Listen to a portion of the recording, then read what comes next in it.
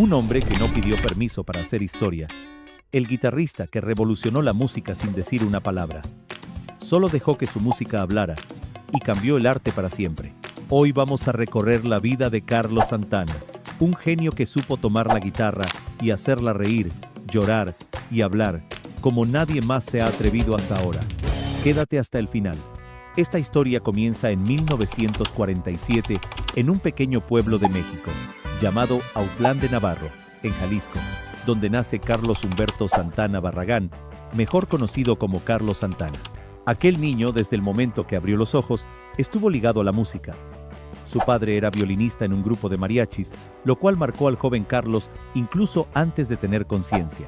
A los 5 años, Carlos tuvo su primer acercamiento directo con la música, ya que su padre le regaló su primera guitarra, pero fue a los 8 años cuando empezó a tocarla de verdad, sin maestros ni tutoriales, solo él y su guitarra, conociéndose el uno al otro.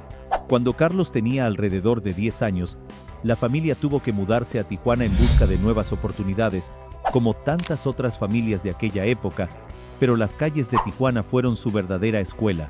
Antes de continuar, nos gustaría conocerte mejor. ¿Cómo te llamas y qué edad tienes? Déjalo en comentarios. Sigamos. Con 11 años, Santana pudo dar con una de sus grandes influencias. Javier Batis, un músico con un sonido muy auténtico, que en aquel momento era apenas un niño de 14 años, solo un poco mayor que él. Batis solía tocar blues en un parque local de Tijuana, y una afortunada tarde, la mamá de Carlos, al escucharlo, quedó tan impresionada que fue por su hijo para que lo conociera, marcando así una amistad y una relación de mentoría que marcaría la vida de Santana. Desde ese día, Carlos y Javier se volvieron inseparables.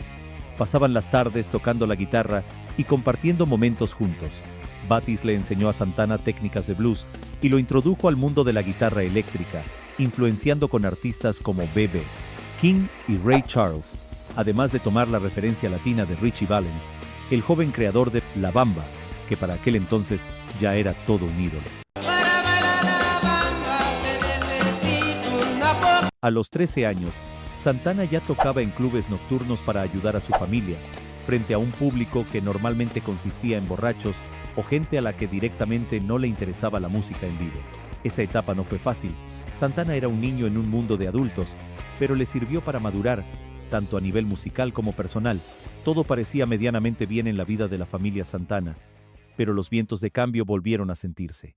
En 1961, cuando tenía apenas 14 años, Carlos y su familia cruzaron la frontera y se instalaron en San Francisco, un lugar completamente desconocido, con otro idioma, otra cultura y, sobre todo, otra música. En este momento de su vida, el arte pasó a un segundo plano en su vida, y como migrante recién llegado, tuvo que aceptar cualquier trabajo que consiguiera en el camino. Durante mucho tiempo, fue lavaplatos en un restaurante, un trabajo difícil ya que pasaba horas enteras de pie, y en ocasiones tenía que aguantar el acoso de su entorno por ser extranjero.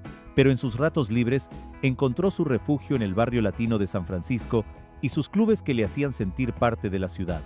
Los bares con música en vivo, con ese aire de libertad que empezaba a sentirse en todo Estados Unidos, empezaron a arroparlo. Fue entonces cuando escuchó, por primera vez, ese nuevo sonido que nacía en los Estados Unidos. El blues, el rock, todo rodeado de un creciente movimiento hippie.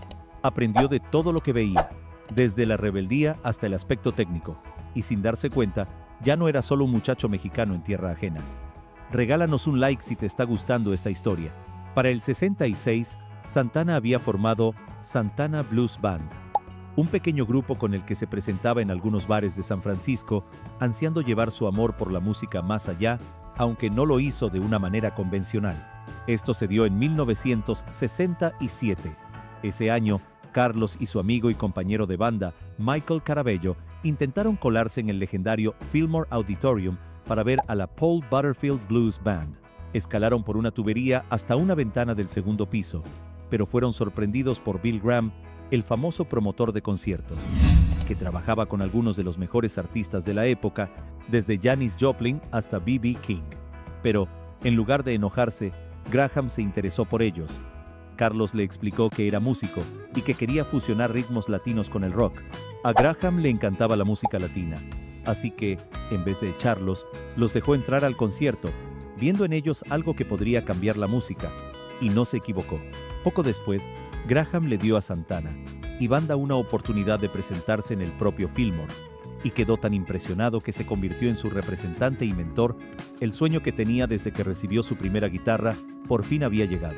Al año siguiente, en 1968, la Santana Blues Band ya había tomado forma, compuesta por Santana, Michael y otros grandes músicos como Gregg Rolie. Le dieron vida a lo que sería un proyecto revolucionario en la escena de San Francisco. Tomaron el rock psicodélico que sonaba por aquellos años, le sumaron el blues y, obviamente, lo mezclaron con los ritmos latinos que los representaban y ese pulso caliente que Carlos llevaba en la sangre desde niño. Tomaron tantas influencias que crearon prácticamente un nuevo género. Sin embargo, también tuvieron que enfrentarse a la cruda realidad de la industria. Ya que no sonaban parecido a nada, era difícil vender el estilo que tenían en mente. Aún así, siguieron adelante y con el apoyo de Graham pudieron dar con su primera gran oportunidad como banda gracias a un contrato con CBS Records.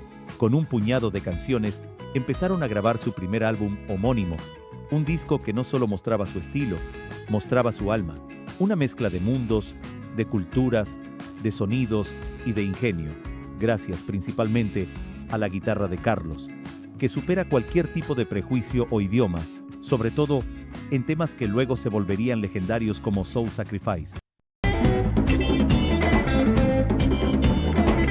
Pero el mejor momento aún estaba por llegar.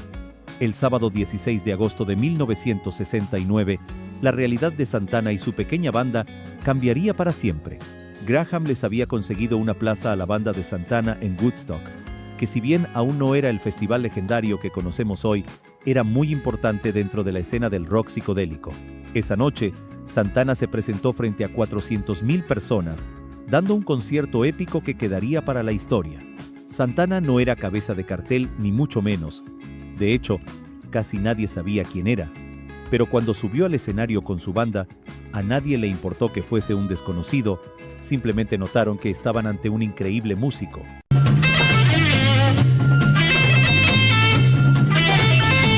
Carlos había tomado LSD unas horas antes pensando que tocarían más tarde, algo común en aquella época, y subió al escenario todavía bajo sus efectos. Pero aquello agregó aún más magia a su actuación. Un torbellino de sonidos quedó inmortalizado aquella tarde en New York. Desde ese día, Santana se volvió sumamente conocido.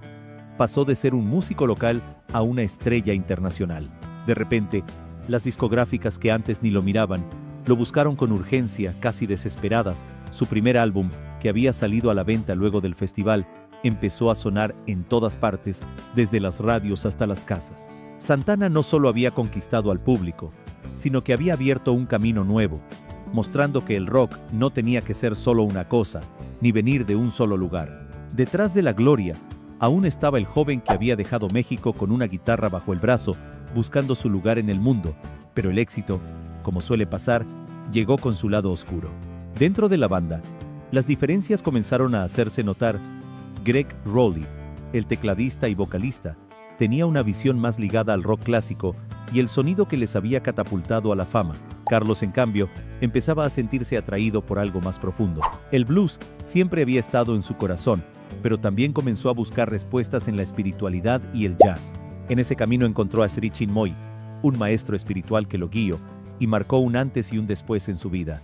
Santana se convirtió en discípulo, y esa búsqueda se reflejó en su música, que se volvió más introspectiva, más llena de matices. Los años 70 se convirtieron en un viaje por territorios nuevos y desafiantes para Carlos Santana. En estos años, empezó a desarrollar ese sonido del jazz que Sri Chinmoy le había inspirado, con discos como Caravanserai y temas como Song of the Wind. Luego de haber cumplido con este deseo de innovación, Santana volvió a enfocarse en canciones más cortas, pegajosas y radiales, dejando un poco de lado la exploración instrumental compleja de los 70s.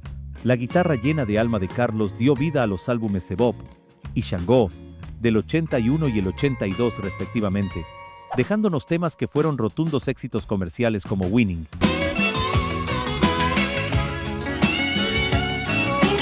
Estos álbumes tenían fuerza y energía, pero también mostraban esa búsqueda constante de algo diferente, de nuevas formas de contar historias con la guitarra.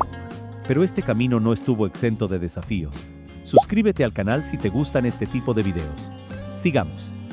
Poco a poco, la chispa que lo había puesto en la cima empezó a perder brillo para el público. Las ventas bajaron, las críticas fueron más duras con sus nuevos trabajos y la atención de la industria musical se fue desplazando hacia otros artistas y estilos. Pero Santana estaba hecho por y para la música, por lo que en 1992 sacó el álbum Milagro, un trabajo lleno de esperanza y talento, pero que no logró el éxito esperado, regalándonos canciones como Make Somebody Happy, el cual se alineaba mucho con el nuevo estilo de vida profundamente espiritual de Santana. Make somebody happy. El hecho de que este trabajo pasara sin pena ni gloria fue un golpe duro para Carlos, una señal clara de que la fama y el reconocimiento pueden ser tan fugaces como intensos, y el que había sido alguna vez el mayor exponente del rock latino parecía perdido dentro de su propio talento. El brillo de los años dorados había comenzado a opacarse, y con él, su música también parecía perder rumbo. Entonces empezó a reflexionar profundamente. En ese proceso, Carlos se acercó a filosofías orientales, a enseñanzas que hablaban del silencio, de la calma, del amor interior, de una manera mucho más profunda que antes. Ya no era un espectador de esa vida espiritual, directamente la estaba viviendo. Comenzó a practicar la meditación, a buscar respuestas en su interior más allá de las luces y los aplausos. Fue un despertar necesario, un intento sincero de reencontrarse, primero consigo mismo y luego con la música que siempre había sido su refugio y su verdad. Esa búsqueda no solo le dio fuerzas para seguir, sino que abrió las puertas para una nueva etapa, más profunda, más auténtica, y eso se notó en su música de una manera increíble. Así, llegó el año 1999, uno que quedaría marcado para siempre en la historia de Santana. Con el álbum Supernatural, Carlos logró renacer de las cenizas y conquistar de nuevo el corazón de sus fanáticos. No estuvo solo en este camino, se rodeó de artistas que también tenían algo para contar, para sumar. Rob Thomas, Eric Clapton y otros grandes músicos participaron en ese disco, aportando su talento y energía. El resultado, como no podía ser de otra manera, fue un éxito rotundo, sobre todo con el tema Smooth, que estaba sonando en todos lados. 9 premios Grammy llegaron como un reconocimiento a esa mezcla perfecta entre experiencia, talento y renovada pasión. Pero más allá de los premios y la fama, lo más importante fue que Santana volvió a ser él mismo, con una música que ya no solo buscaba entretener, sino inspirar y transformar, como siempre había querido. Después de tantas vueltas, tantos caminos recorridos, los últimos años de Carlos Santana nos muestran a un hombre que volvió a mirar hacia sus raíces con un corazón abierto.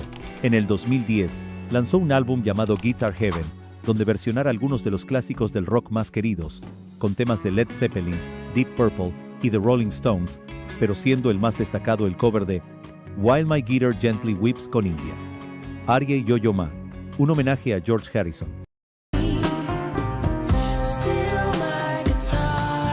A pesar de este emotivo cover, la realidad es que este era un álbum con un sonido bastante pesado, algo distinto a lo que muchos esperaban de Santana en aquel punto de su carrera, y si bien no fue recibido con el cariño que él esperaba, esto no lo alejó del estudio.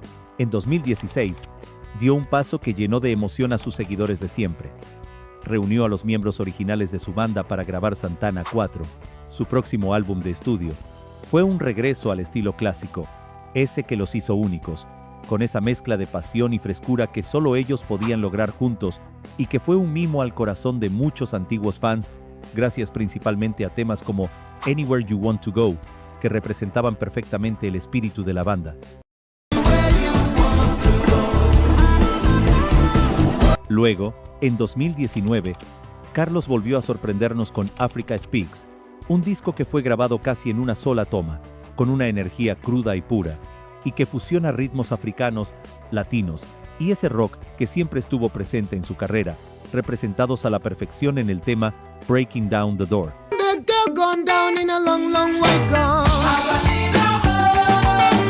Estos años recientes nos muestran a un Santana que no olvida de dónde vino, que mira atrás para seguir adelante, un artista que sabe que la autenticidad es su mayor legado.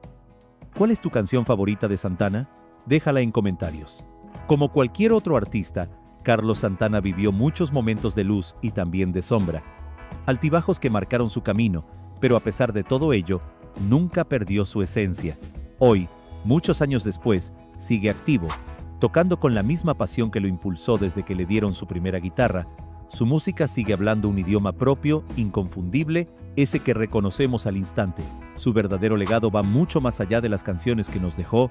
Santana fue un pionero, un hombre que se atrevió a mezclar culturas, sonidos, ritmos, cuando nadie más lo hacía, convirtiéndose en un puente entre distintos mundos musicales que antes parecían distantes, casi imposibles de unir. Gracias a él, la música latina y el rock encontraron un hogar común. Su estilo único abrió puertas, inspiró a generaciones y dejó una huella imborrable en la historia del rock. Cada uno de sus acordes es un recordatorio de que, cuando se hace con el corazón, la música no conoce fronteras ni barreras, y que, a pesar de los golpes de la vida, la autenticidad y la pasión siempre pueden prevalecer. Con más de 50 años de carrera en sus espaldas, estamos hablando de un hombre que supo tomar lo mejor de cada mundo en el que vivió y lo transformó para convertirlo en verdaderas obras de arte hechas canciones. Santana no solo creó un sonido, creó un camino para todos los que vienen detrás. Un camino que sigue vivo y latiendo con fuerza hoy, justo aquí, en nuestro recuerdo.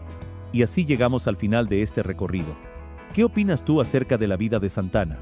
Si te interesa conocer el viaje de otros grandes de la música como Elvis, te esperamos en el canal. Nos vemos en un próximo video.